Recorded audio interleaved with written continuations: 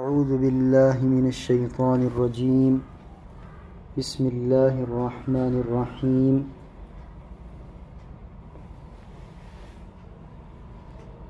واتبعوا ما تتلو الشياطين على ملك سليمان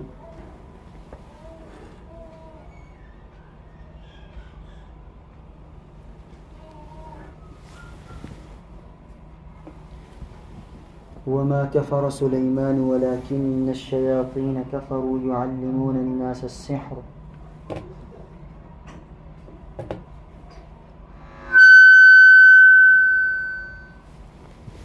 وما أنزل على الملكين ببابل هاروت وماروت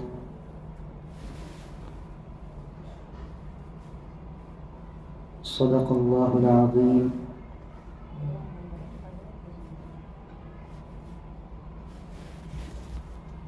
سورہ بقرہ کی یہ آیت نمبر 102 اور 103 ہیں، جس میں سے ابتدائی کچھ حصہ میں نے آپ حضرات کے سامنے تلاوت کیا۔ اس میں ہم آج کے درس میں چند ایک چیزوں پر گفتگو کریں گے۔ ایک تو بنی اسرائیل کا ایک بہت بڑا جرم اللہ رب العزت نے ذکر فرمایا یہاں پہ، اسی طرح دوسری چیز کہ جادو انسانوں میں کس طرح آیا،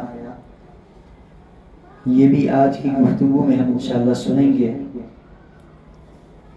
تیسری چیز کہ کن لوگوں نے سلیمان علیہ السلام پر کفر کا الزام لگایا تھا جبکہ وہ اللہ کے نبی تھے۔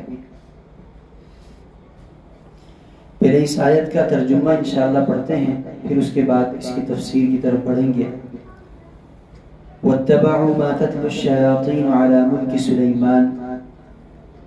اللہ رب العزت نے فرمایا کہ یہودی اس چیز کے پیچھے پڑ گئے جو سلیمان علیہ السلام کے دور میں شیاطین پڑھا کرتے تھے۔ وہ چیز کیا تھی؟ وہ جادو منتر تھا۔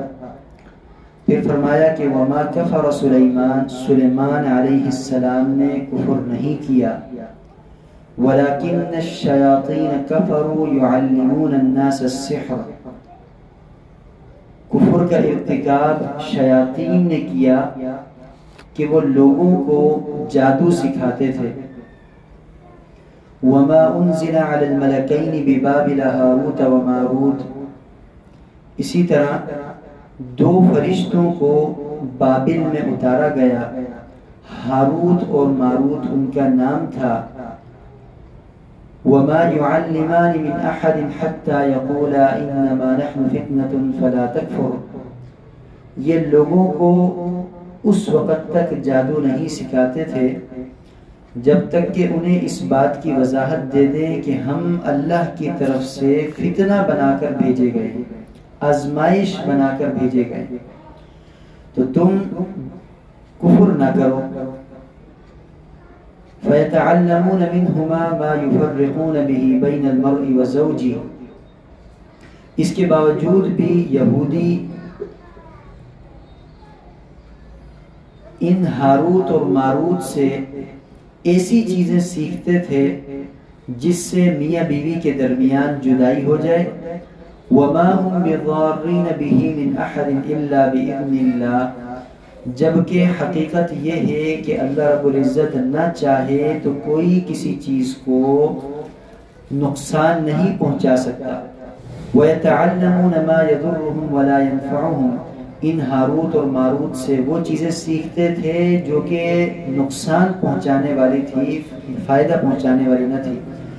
وَلَقَدْ عَلِمُوا لَمَنِ اشْتَرَاهُ مَا لَهُ فِي الْآخِرَةِ مِنْ خَلَاقٍ، اور وہ چیزیں سیکھتے تھے جس کے بدلے آخرت میں کچھ بھی حصہ نہیں ہے، کوئی اجر و ثواب نہیں ہے۔ وَلَبِئْسَ مَا شَرَوْا بِهِ أَنفُسَهُمْ لَوْ كَانُوا يَعْلَمُونَ، اپنی جانوں کو انہوں نے بہت بری چیز کے بدلے میں بیچا، کاش کہ یہ لوگ جانتے۔ اب اس آیت کی تفسیر کے اندر جو موٹی موٹی چیزیں ہیں وہ ہم سمجھتے ہیں۔ اللہ رب العزت نے آیت کے پہلے حصے میں ذکر فرمایا وَاتَّبَعُوا مَا تَتْلُو الشَّيَاطِينُ عَلَى مُلْكِ سُلَيْمَانَ، یہ چونکہ سورہ بقرہ کی آیت ہے، اور سورہ بقرہ میں اللہ رب العزت نے یہودیوں کی بڑی بڑی ان خرابیوں کا، ان جرائم کا ذکر فرمایا جن جرائم اور جن گناہوں، جن خرابیوں کی وجہ سے ان کے اوپر عذاب آیا. اور اللہ رب العزت نے اس لیے یہ سب چیزیں ذکر فرمائی کہ میرے محبوب محمد صلی اللہ علیہ وسلم کی امت، تم ان گناہوں کے اندر نہ پڑ جانا کہ کہیں تمہارے اوپر بھی عذاب نہ بھیج دوں اور تمہاری آخرت کی بربادی نہ ہو جائے. اس لیے ان جرائم کو ذکر فرمایا، ان گناہوں کو ذکر فرمایا. تو پہلی چیز وَاتَّبَعُوا مَا تَتْلُو الشَّيَاطِينُ عَلَى مُلْكِ سُلَيْمَانَ، جو ان کا جرم ذکر کیا یہودیوں کا، وہ یہ کہ یہودی اس چیز کے پیچھے پڑ گئے تھے جو سلیمان علیہ السلام کے دور میں شیاطین پڑا کرتے تھے. وہ کیا تھا؟ وہ جادو منتر تھا. اس کی حقیقت اس طرح ہے کہ سلیمان علیہ السلام کو اللہ رب العزت نے ایسی بادشاہت عطا فرمائی تھی جو جنات پر بھی تھی، انسانوں پر بھی تھی، ہواؤں کے اوپر بھی تھی اور دیگر مخلوقات کے اوپر بھی تھی. کیونکہ سلیمان علیہ السلام نے اللہ رب العزت سے یہ دعا کی تھی کہ میرے رب مجھے ایسی بادشاہت دے کہ نہ مجھ سے پہلے کسی کو وہ بادشاہت تو نے دی ہو اور نہ میرے بعد تا قیامت کسی کو وہ بادشاہت ملے. تو اللہ رب العزت نے ان کو ایسی بادشاہت عطا فرمائی تھی کہ ان کا حکم جنات پر بھی چلتا تھا. وہ جنات کو کہتے ہیں کہ فلاں جگہ سے یوں اٹھا کر یہ چیز لے آؤ، تو جنات کرتے تھے. وہ انسانوں کے اوپر بھی ان کی حکومت چلتی تھی، ان کی حکومت ہوا کے اوپر بھی چلتی تھی، ہر چیز کے اوپر ان کی حکومت چلتی تھی مخلوقات میں سے. تو چونکہ ان کی حکومت ہر چیز پر چلتی تھی تو ان کی حکومت میں انسانوں اور جنات کا آپس میں میل جول بھی کافی تھا.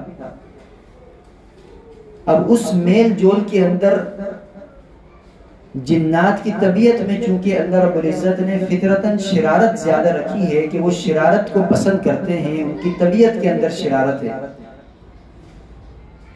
تو جنات نے، شیاطین نے کیا شرارت کی کہ اس دور کے انسانوں کو یہ بات ذہن میں بٹھائی کہ سلیمان علیہ السلام کی جو اتنی عظیم الشان سلطنت ہے وہ جادو کے زور پر ہے. اب انسانوں میں سے بھی اور جنات میں سے بھی جو شر پسند تھے، جو باغی طبیعت کے تھے، انہوں نے اپنے ذہن کے اندر بھی اس چیز کو بٹھایا اور اس کا آگے پروپیگنڈا بھی شروع کر دیا کہ سلیمان علیہ السلام کو جو اللہ کی طرف سے بادشاہت دی گئی ہے یہ در حقیقت نعوذ باللہ اللہ کی طرف سے نہیں ہے بلکہ یہ جادو کے زور پر ہے. سلیمان علیہ السلام نعوذ باللہ جادوگر ہیں، اللہ کے نبی نہیں ہیں، اور یہ ان کی جتنی سلطنت ہے جنات پہ، انسانوں پہ، ہوا پہ، دیگر مخلوقات پہ، یہ سب کی سب جادو کے زور پر ہے. یہ چیز انہوں نے سکھائی یہودیوں کو. یہودیوں نے اس چیز کو لے کر اس پروپیگنڈے کو قبول کیا، اور پھر یہودیوں نے اس کے اندر مزید آگے بڑھ کر کیا کیا کہ جادوگر کے الزام کے ساتھ ساتھ نعوذ باللہ یہ بھی الزام لگایا کہ سلیمان علیہ السلام جادو کر کے اپنی حکومت قائم کیے ہوئے ہیں، اور اپنی زندگی کے آخری ایام میں، حکومت کے آخری ایام میں نعوذ باللہ اللہ کی طرف سے جو توحید کا رستہ ہے اس سے ہٹ کر بتوں کی پوجا کرنے لگ گئے. اللہ کے نبی کے بارے میں یہ الزام لگایا کہ بتوں کی پوجا کرنے لگ گئے اور نعوذ باللہ مرتد ہو گئے. مفتی تقی عثمانی صاحب رحمہ اللہ یہاں تک لکھتے ہیں کہ انہوں نے اپنے اس پروپیگنڈے کو، اس الزام کو اتنا زیادہ عام کیا کہ اپنی جو کتاب ان کی تھی بائبل کے نام سے، انجیل کے نام سے، اس کتاب کے اندر بھی اس تحریف کو کر دیا، اس کو لکھ دیا. آج بھی یہودیوں کی جو کتاب موجود ہے جس کو وہ آسمانی کتاب کہتے ہیں، اس کے اندر ان کی یہ تحریف آج بھی موجود ہے کہ نعوذ باللہ سلیمان علیہ السلام نے جادو کیا، جادو کے زور پر ان کی سلطنت تھی. پھر دوسری بات کہ زمانے آخر میں جو ان کی زندگی کے آخری ایام تھے اس میں نعوذ باللہ وہ مرتد ہوئے، انہوں نے بتوں کی پرستش شروع کی، بتوں کی عبادت شروع کی. تو اللہ رب العزت نے اب اس آیت کے دوسرے ٹکڑے کے اندر پہلے ٹکڑے میں وَاتَّبَعُوا مَا تَتْلُو الشَّيَاطِينُ عَلَى مُلْكِ سُلَيْمَانَ یہودیوں کی بڑی خرابی کو ذکر فرمایا کہ یہودی اس چیز کے پیچھے لگ گئے ہیں جو سلیمان علیہ السلام کے دور میں شیاطین کیا کرتے تھے. شیاطین جادو کرتے تھے، جادو منتر پڑھتے تھے. سلیمان علیہ السلام کا دور دور تک اس سے کوئی تعلق واسطہ نہیں تھا. تو شیاطین نے وہ منتر پڑھ کے لوگوں کو بھی اپنے ساتھ ملایا، انسانوں کو بھی، اور پھر یہ پروپیگنڈا کیا کہ سلیمان علیہ السلام کا بھی زور جو چل رہا ہے وہ جادو کے زور پہ چل رہا ہے، اس کو جادو کو عام کرنے کے لیے. تو اب یہودیوں نے اس چیز کو قبول کیا. اللہ رب العزت نے اس خرابی کو یہاں پر ذکر فرمایا کہ یہودیوں نے اس جادو منتر کو قبول کیا، اس کے پیچھے چلے، اس کو سیکھنے کے اندر لگ گئے جو سلیمان علیہ السلام کے دور میں شیاطین کیا کرتے تھے. اب آیت کا اگلا حصہ دیکھیں. وما کفر سلیمان، اللہ رب العزت نے یہودیوں کے اس الزام کی تردید فرمائی کہ جو انہوں نے الزام لگایا، پروپیگنڈا کیا کہ نعوذ باللہ سلیمان علیہ السلام نے کفر کیا، تو اللہ رب العزت نے فرمایا وما کفر سلیمان، سلیمان علیہ السلام نے کفر نہیں کیا. اللہ رب العزت نے اس کی تردید فرما دی. وہ میرے نبی تھے اور دین حق پر قائم تھے، کفر انہوں نے نہیں کیا. جو ان کو بادشاہت اللہ رب العزت نے عطا فرمائی تھی، اللہ رب العزت نے یہاں پہ ان کے کفر کی تردید کر کے اس بات کی تائید فرما دی کہ سلیمان علیہ السلام کی جو بادشاہت تھی وہ اللہ کی طرف سے عطا کردہ تھی، وہ کسی جادو کے زور پر نہیں تھی. اور یہودیوں کے اس الزام کی تردید فرما دی. پھر آگے کفر کنہوں نے کیا، اس چیز کو اللہ رب العزت نے واضح فرمایا وَلَكِنَّ الشَّيَاطِينَ كَفَرُوا يُعَلِّمُونَ النَّاسَ السِّحْرَ. در حقیقت کفر تو شیاطین نے کیا، شیطانوں نے کیا. کن شیاطین نے؟ چاہے وہ انسانوں میں سے ہوں یا وہ جنات میں سے ہوں، وہ شیاطین جو ہیں انہوں نے کفر کیا. یعلمون الناس السحر، کہ وہ لوگوں کو جادو سکھاتے تھے. لوگوں کو جادو سکھانا یہ کفر کے اندر آتا ہے یا نہیں، یہ انشاءاللہ ہم اگلے ہفتے کے درس میں پڑھیں گے کہ جادو کتنی اقسام کا ہے اور جادو کرنے والوں کا ایمان کس حد تک زائل ہوتا ہے، کس حد تک باقی رہتا ہے، اور جادوگر کی سزا کیا ہے. کیونکہ آج کے درس میں اگر پڑھیں گے تو یہ درس لمبا ہو جائے گا. تو انشاءاللہ اگلے درس میں ہم یہ تمام جادو کی اقسام، اس کی سزا اور ایمان باقی رہتا ہے جادوگر کا یا نہیں، وہ انشاءاللہ سبق پڑھیں گے. تو اللہ رب العزت نے فرمایا کہ در حقیقت شیاطین نے کفر کیا. کس وجہ سے کفر کیا وہ وجہ آگے ذکر فرمائی کہ یعلمون الناس السحر، کہ وہ لوگوں کو جادو سکھاتے تھے. اب اگلے حصے کے اندر مزید اللہ رب العزت نے جادو کے متعلق کچھ چیزیں ذکر فرمائی. وما انزل على الملكين ببابل هاروت وماروت، اللہ رب العزت نے فرمایا کہ مقام بابل پر ہاروت اور ماروت کو اتارا گیا. وما يعلمان من احد حتى يقولا انما نحن فتنة فلا تكفر، آیت کے اگلے حصے میں ان کو اتارنے کا مقصد اللہ رب العزت نے ذکر فرمایا. یہ بابل شہر کہاں پر ہے؟ مفسرین فرماتے ہیں کہ عراق کے اندر ایک شہر کا نام تھا بابل. اس دور میں جس طرح بنگال کا جادو مشہور ہے، آپ حضرات نے اور میں نے بھی بچپن میں کہانیوں کے اندر پڑھا کہ بنگال کا جادوگر ایسا تھا، بنگال کا جادوگر ایسا تھا. تو ہمارے اس دور کے اندر بنگال کا اور موجودہ بنگلہ دیش کا جادو بہت مشہور ہے. اب تو ایشیا میں بھی بہت پھیل گیا، ہندوستان کا جادو بھی بہت پاورفل ہے، افریقہ کا جادو بھی بہت پاورفل ہے. تو اس دور کے اندر بابل کا جادو بہت مشہور ہوتا تھا، وہ پورا علاقائی جادو کے نام سے پہچانا اور جانا جاتا تھا. تو اللہ رب العزت نے فرمایا کہ بابل کے مقام کے اوپر دو فرشتوں کو اتارا، ایک کا نام ہاروت تھا، ایک کا نام ماروت تھا. جس طرح اس دور میں بنگال مشہور ہے، ہم باہر کراچی کی سڑکوں پہ پھرتے ہیں نا تو ہم نے دیکھا کہ جنید بنگالی نام لکھا ہوا ہے، رستم بنگالی نام لکھا ہوا ہے، فلانا بنگالی، عورتوں کے نام ہیں، فلانی جادوگرنی بنگالم. یہ بنگالی اور بنگالن کیوں لگاتے ہیں؟ کیونکہ بنگال کا جادو مشہور ہے. اپنے آپ کو بڑا جادوگر بتانے کے لیے کہ میں بہت بڑا جادوگر ہوں، میرے ہاتھ سے بہت کرشمات ہوتے ہیں، یہ بتانے کے لیے اپنے نام کے ساتھ بنگالی اور بنگالن لگاتے ہیں. در حقیقت اس دور کے لیے سارے جادوگر بنگال کے نہیں. یہ جادو کی نسبت سے کہ لوگوں کے ذہن میں بات بیٹھے کہ بنگال کا جادو مشہور ہے اور میں بنگالی ہوں تو میں بہت پاورفل جادوگر ہوں. در حقیقت یہ سب بنگالی نہیں. تو اس دور کے اندر جو عراق کا شہر تھا بابل، وہ جادو کے حوالے سے بہت مشہور تھا. وہاں کے لوگ بڑے ٹاپ کلاس کے جادوگر ہوتے تھے اور بڑے ہائی لیول کے اوپر جادو کرتے تھے.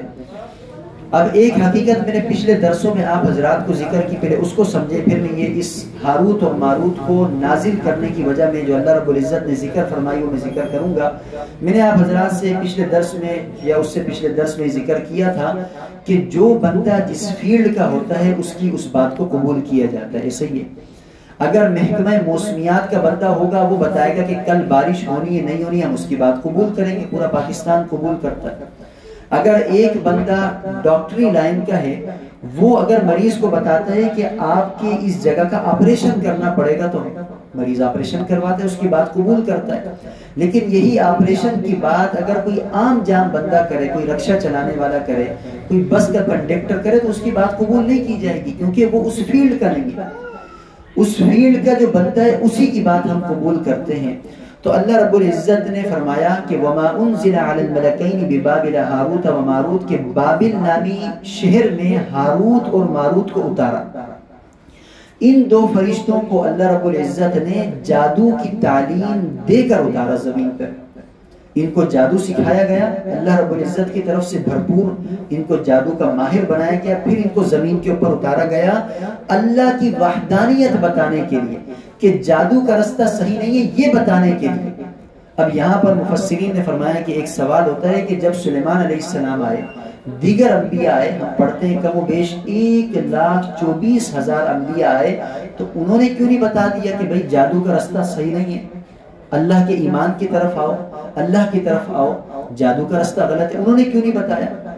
مفسرین یہ وجہ بیان فرماتے ہیں کہ اللہ کو دو فرشتوں کا اتارنے کا جو معاملہ جو اللہ رب العزت نے فرمایا، آگے اس کی وجہ بھی بیان فرمائی، وہ اس وجہ سے کہ ان کو مکمل جادو سکھایا. انبیاء کی شان کے لائق نہیں کہ ان کو جادو سکھایا جائے، فرشتوں کو سکھایا کیونکہ وہ مکلف نہیں ہے، اور ان کو زمین پر اتارا کہ وہ اس چیز کو بتائیں. لوگوں کے درمیان پہلے مشہور ہوئے کہ وہ جادوگر ہیں فرشتے، پھر انہوں نے بتایا کہ ہم جادوگر ہیں، ہم فرشتے ہیں، ہم جادو سکھاتے ہیں، جادو کرتے ہیں، ہم فرشتے ہیں، لیکن ہم اللہ کی طرف سے بطور امتحان بھیجے گئے، ہم اللہ کی طرف سے بطور امتحان اور آزمائش کے بھیجے گئے ہیں. اس وجہ سے کہ تم لوگ ہماری اس بات کو سن کے کہ جادو کا رستہ صحیح نہیں ہے، اس کو اختیار نہیں کرنا. اگر تم جادو سیکھو گے تو اللہ کی طرف سے تمہارے اوپر عذاب نازل ہوگا، ہم یہ بات بتا بھی رہے ہیں. اب تم حق کو قبول کرتے ہو یا باطل کو قبول کرتے ہو، اس آزمائش کے لیے ہمیں بھیجا گیا. انسان کو اللہ نے آنکھیں دی، اب انسان کو اختیار دے دیا کہ وہ ان آنکھوں سے قرآن دیکھ کر پڑھے، ثواب کمائے، ان آنکھوں سے حرام کو دیکھے، گناہ کمائے. انسان کو زبان دے دی کہ سچ بولے، نیکیاں کمائے، جھوٹ بولے، گناہ کمائے. انسان کو اختیار دے دیا. اسی طرح ان فرشتوں کو اتارا جادو سکھا کے اور لوگوں کے بیچ میں بٹھا دیا کہ جو جادو سیکھنے کے لیے آئے اس کو بتاؤ کہ جو جادو تم سیکھ رہے ہو یہ غلط ہے سیکھنا، اللہ کے وحدانیت سے بغاوت ہے، اب اس کی مرضی ہے. پھر بھی وہ جادو سیکھنا چاہتا ہے سکھا دو، نہیں سیکھنا چاہتا، اللہ کی رضا حاصل کرنا چاہتا ہے تو نہیں سکھاؤ. تو اس وجہ سے اللہ رب العزت نے فرمایا کہ وما انزل علی الملکین ببابل ہاروت و ماروت، کے بابل نامی شہر کے اندر ہاروت اور ماروت کو اتارا. وما يعلمان من احد حتى يقولا انما نحن فتنة فلا تكفر، یہ دونوں فرشتے اس وقت تک کسی کو جادو نہیں سکھاتے تھے جب تک کہ اس کو بتا نہ دیں انما نحن فتنہ، کہ ہم تمہارے لیے اللہ کی طرف سے آزمائش بنا کر بھیجے گئے ہیں.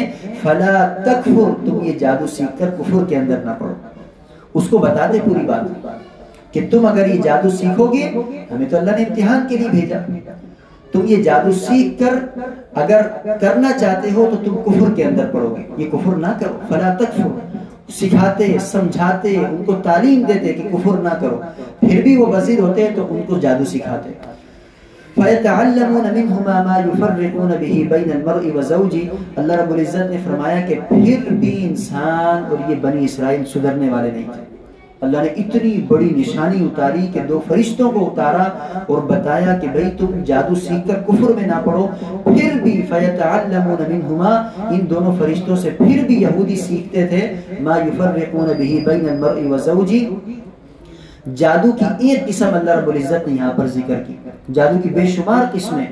اللہ نے فرمایا کہ یہودی پھر بھی ان ہاروت اور ماروت سے وہ جادو سیکھتے تھے، اس قسم کا جادو سیکھتے تھے کہ جس جادو سے ما یفرقون به بین المرء وزوجی، کہ میاں بیوی کے درمیان پھوٹ ڈال دی جائے، میاں بیوی کے درمیان جدائی کروا دی جائے. اس قسم کا جادو اس کے باوجود بھی سیکھتے تھے. یعنی ان میں اتنی اس حد تک نافرمانی تھی. اور ہم اس دور میں دیکھیں تو ہمارے اندر بھی تو یہی ہے نا. آج آپ جتنے نام لکھے ہوئے دیکھ رہے ہیں یہ جادوگروں کے، یہ کس سرزمین پہ لکھے ہوئے؟ یہ کیا یہ امریکہ میں لکھے ہوئے، یہ فرانس میں لکھے ہوئے، کسی کافروں کے ملک میں لکھے ہوئے، یہ اس ملک میں لکھے ہوئے جو اسلام کے نام پر بنا ہے، یہ اس ملک میں لکھے ہوئے جس کے لیے ہماری ماں بہنوں نے، ہمارے آباء و اجداد نے لاکھوں کی تعداد میں قربانیاں دی. یہ اس ملک کی سڑکوں کے اوپر لکھے ہوئے. اور ان جادو کرنے والوں کے پیچھے آپ جائیں تو دیکھیں وہ بھی مسلمان، اور ان کے پاس جو جادو کروانے کے لیے آ رہے ہیں وہ بھی مسلمان. کیا ان کو معلوم نہیں کہ جادو کروانا کفر ہے؟ کیا ان کو معلوم نہیں کہ جادو کروانا جو ہے وہ اللہ کی ناراضگی کو دعوت دینا ہے، اللہ کے آگے بغاوت کرنا ہے؟ اس کے باوجود بھی کر رہے ہیں. یہودیوں نے بھی اسی طرح کیا. اللہ رب العزت نے اس آیت میں پوری بات جو ذکر فرمائی کہ سورہ بقرہ کے اندر اللہ رب العزت نے یہودیوں کے ان تمام جرائم کو ذکر فرمایا ہے کہ اے امت محمد، یہودیوں نے وہ جرائم کیے، تم ان جرائم اور ان بڑی غلطیوں کے اندر نہ پڑ جانا کہ تمہارا بھی وہی حشر ہو جو بنی اسرائیل کا ہو، جو یہودیوں کا ہو. یہ اس لیے اللہ رب العزت ذکر فرما رہے ہیں. اور آج ہم کس موڑ پر کھڑے ہوئے ہیں، کس حال پر ہم کھڑے ہوئے. اللہ رب العزت ہر مسلمان کی حفاظت فرمائے جادو کرنے سے، کروانے سے اور اس راستے پر چلنے سے. تو اللہ رب العزت نے فرمایا کہ فرشتے ان کو بتاتے تھے، اس کے باوجود بھی فَيَتَعَلَّمُونَ مِنْهُمَا مَا يُفَرِّقُونَ بِهِ بَيْنَ الْمَرْءِ وَزَوْجِهِ. یہ ان فرشتوں سے اس قسم کا جادو سیکھتے تھے جس سے میاں بیوی کے درمیان پھوٹ پڑے اور جدائی کروائیں. اس قسم کا جادو ان سے سیکھتے تھے. وَمَا هُمْ بِضَارِّينَ بِهِ مِنْ أَحَدٍ إِلَّا بِإِذْنِ اللَّهِ. اللہ رب العزت نے فرمایا جادو کی ایک حد تک پاور ہے، ایک حد تک زور ہے. ایسا نہیں ہے کہ وہ اس کا کل اختیار ہے. اللہ نے فرمایا کہ وہ جادو تو سیکھتے تھے، اس کا اثر بھی ہوتا تھا، لیکن وَمَا هُمْ بِضَارِّينَ بِهِ مِنْ أَحَدٍ إِلَّا بِإِذْنِ اللَّهِ. اللہ کی مشیت اگر شامل حال نہ ہو تو اس جادو سے وہ کسی کو کوئی ضرر، کوئی نقصان نہیں پہنچا سکتے تھے. اللہ رب العزت ہمیں یہ ایمان نصیب فرمائے. آج ہمارے ایمان کمزور ہے. ہم سمجھتے ہیں کہ جادو کروانے والا جادو کروائے گا تو وہ کسی بھی حد تک جا سکتے ہیں. نہیں، اللہ رب العزت نے فرمایا کہ اگر اللہ کی مشیت نہ ہو، اللہ کی 2 چیزوں کو سمجھ لیں، ایک اللہ کی مشیت ہے، ایک اللہ کا طریقہ ہے، اللہ کی سنت. اللہ کی مشیت کیا ہے کہ اللہ رب العزت اگر اس سبب سے اثر کھینچ لیں تو اللہ رب العزت کی چاہت ہوگی تو وہ چیز اثر نہیں کرے گی.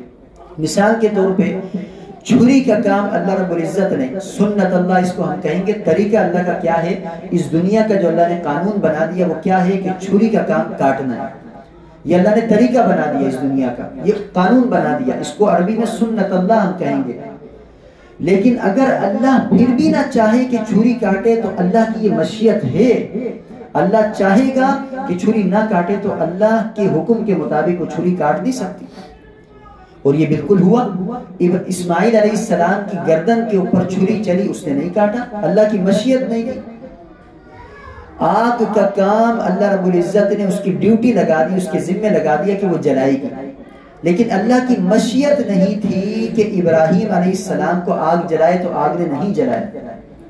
بالکل اسی طریقے سے اللہ رب العزت نے فرمایا کہ سنت اللہ، دنیا کا قانون اللہ نے یہ بنا دیا کہ جادو کروایا جائے گا تو جادو کا اثر ہوگا، لیکن اگر اللہ کی مشیت ہو کہ اس جادو کا اثر نہ ہو، کہ میرا بندہ بڑا محبوب ہے مجھے، یہ بندہ بہت اللہ کو یاد کرتا تھا، اللہ کی مشیت آ گئی کہ جادو اثر نہ کرے تو اللہ نے فرمایا کوئی اثر نہیں کر سکتا.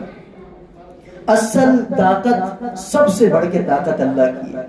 یہ اس جگہ پہ اللہ رب العزت نے فرمایا وَيَتَعَلَّمُونَ وَمَا هُمْ بِضَارِّينَ بِهِ مِنْ أَحَدٍ إِلَّا بِإِذْنِ اللَّهِ کہ اللہ کے حکم کے بغیر، اللہ کی مشیت کے بغیر ہی یہودی جتنا بھی جادو سیکھ لیتے کسی کو ضرر نہیں پہنچا سکتے۔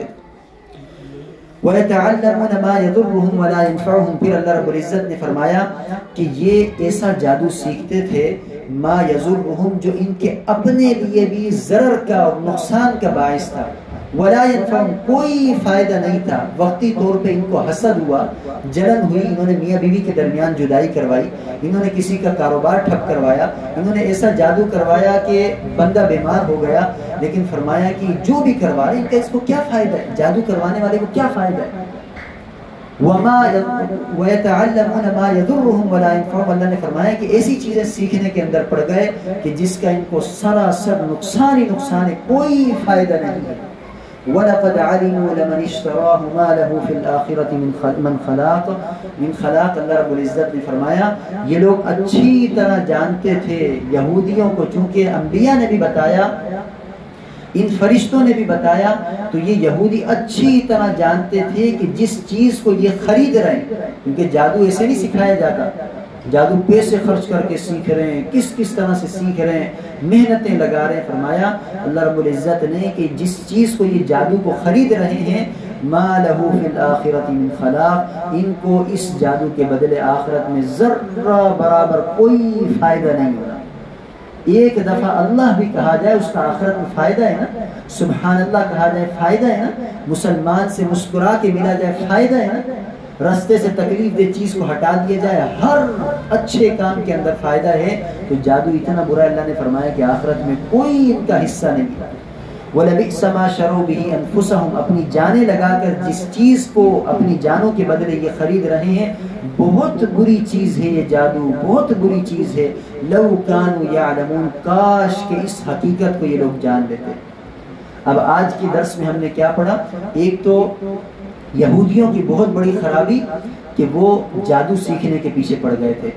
دوسری چیز ہم نے پڑھی کہ اللہ رب العزت نے اس یہودیوں کے الزام کی تردید فرمائی کہ جو نعوذ باللہ انہوں نے کہا کہ سلیمان علیہ السلام نے کفر کیا اور جادو کے زور پہ ان کی ساری سلطنت تھی، اللہ نے اس کی تردید فرمائی۔ اس کے بعد ہم نے پڑھا کہ انسانوں کے اندر جادو کس طرح آیا، اس کی تفصیل انشاءاللہ میں اگلے درس میں بتاؤں گا کہ انسانوں کے اندر جادو آیا کس طرح۔ ہم قرآن دیکھتے ہیں جبریل امین لے کر آئے اور نبی اکرم صلی اللہ علیہ وسلم کی زبان مبارک سے جاری ہوا تو ہم تک قرآن پہنچا، ٹھیک ہے۔ ہر فن کہاں سے نکلتا ہے ہمیں معلوم ہے، جادو انسانوں میں کس طرح یہ انشاءاللہ اگلے درس میں ذکر کریں گے۔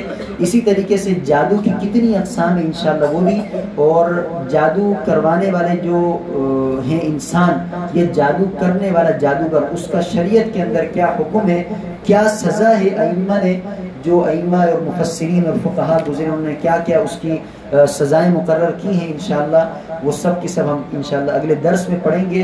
اور آج کے درس میں جو ہم نے آگے پڑھا کہ ہاروت اور ماروت کو اللہ رب العزت نے عراق کے شہر بابل میں اتارا، اور وہاں پہ اتارنے کا مقصد کیا تھا جو اسی آیت میں اللہ رب العزت نے ذکر فرمایا، وہ آزمائش تھی کہ آزمایا جائے لوگوں کو۔ اور ان کو اتارنا کیوں پڑا؟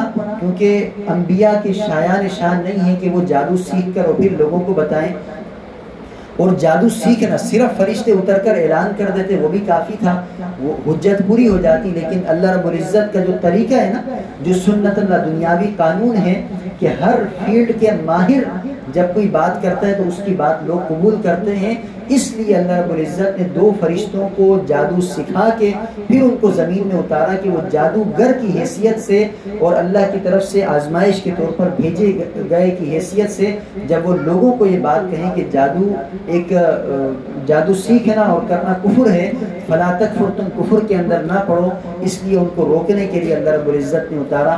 تو یہ سب چیزیں ہم نے پڑھی، اور پھر جادو کی کتنی اقسام ہیں انشاءاللہ ہم اگلے درس میں پڑھیں گے۔ آج یہ صرف ہم نے پڑھا کہ بنی اسرائیل ان سے اللہ رب العزت نے ایک قسم ذکر کی کہ بنی اسرائیل ان سے اس طرح کا جادو سیکھتے تھے جس جادو سے میاں بیوی کے درمیان جدائی ڈال دی جاتی ہے، بے شک ان کی اچھی طرح شادی ہوئی، لیکن حاسد جب وہ جادو کرتا ہے اور اس کو اچھا نہیں لگتا کہ اس لڑکی کی فلاں جگہ کیوں شادی ہو گئی، اس لڑکے کی فلاں جگہ کیوں ہو گئی، تو وہ جادوگر کے پاس جا کے جادو کرواتا ہے. تو اس آیت سے ہمیں پتہ چلتا ہے کہ اس کی حقیقت ہے. لیکن اللہ بچانے پہ آئے تو اللہ ہر طرح سے بچا سکتا ہے. تو ہمیں اپنے رب کے ساتھ اس طرح کی امید رکھنی چاہیے کہ میرے رب جتنے بھی حاسدین ہوں، جتنے بھی جادو کروانے والے ہوں، جتنے بھی میرے دشمن ہوں، اے اللہ تو مجھے بچائے گا. میں چاہتا ہوں تو اپنی مشیت کے مطابق، اپنے حکم کے مطابق مجھے بچائے، مجھے ان جادوگروں کے حوالے نہ کرے، ان آزمائشوں کے حوالے نہ کرے. میں بڑا کمزور ہوں. انشاءاللہ باقی چیزیں اگلے درس میں پڑھیں گے. اللہ رب العزت ان تمام چیزوں پہ کہ جو اس میں ہمیں جن چیزوں سے بچنے کا، جن چیزوں کے کرنے کا حکم دیا گیا، اللہ ان پر ہمیں عمل کی توفیق عطا فرمائے. وآخر دعوانا الحمدللہ رب العالمین.